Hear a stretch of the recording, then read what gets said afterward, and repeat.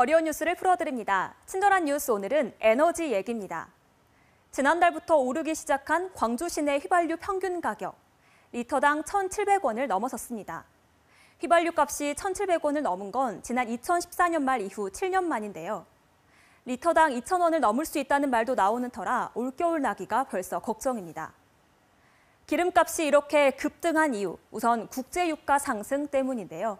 여기에 석탄과 천연가스 값도 치솟고 있습니다. 산유국인 미국에서도 치솟는 에너지 가격을 피부로 실감할 정도인데요. 천연가스 값은 반년 만에 2배, 난방용 기름은 올해만 68%가 올랐고 석탄 가격도 기록적입니다. Gas prices will continue to climb as demand surges as we go into a colder winter, and it's partly supply and demand dynamics, but it's partly supply chain issues. 에너지 가격 상승의 배경엔 뭐가 있을까요? 코로나19로 잔뜩 움츠렸던 세계 경제가 다시 기지개를 펴면서 생산과 소비는 활기를 되찾고 있는데 에너지 공급이 수요를 따라가지 못하다 보니 가격이 급등하는 게 1차 원인인데요. 여기에 ESG, 즉 환경을 강조한 투자도 에너지난을 부채질하고 있다는 분석입니다. 엄격한 탄소 규제로 재생에너지 비중이 높은 유럽의 전기 도매가가 지난 넉 달 사이 2배 가까이 올랐는데요. 바람이 적게 불어 풍력 발전이 줄어든 것도 에너지난을 부채질했습니다. 탄소 배출 감축을 위해 석탄 발전 자체를 줄이면서 전력난을 겪고 있는 중국.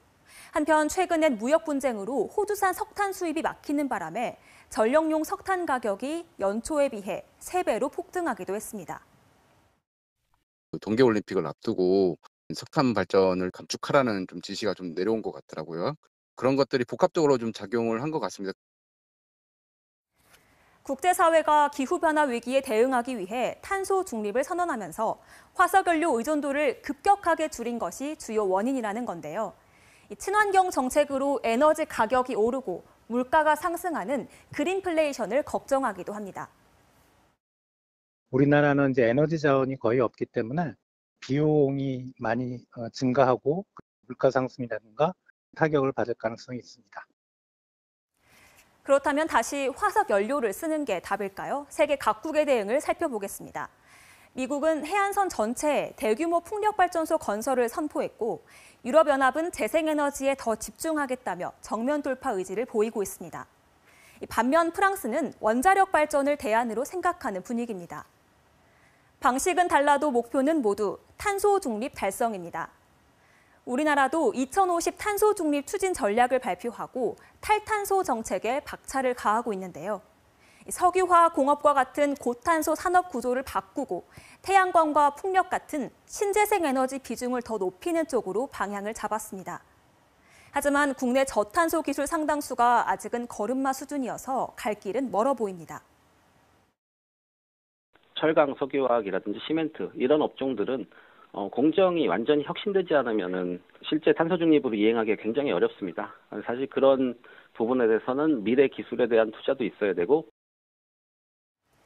글로벌 에너지 대란으로 불거진 탄소 중립과 물가 안정의 문제.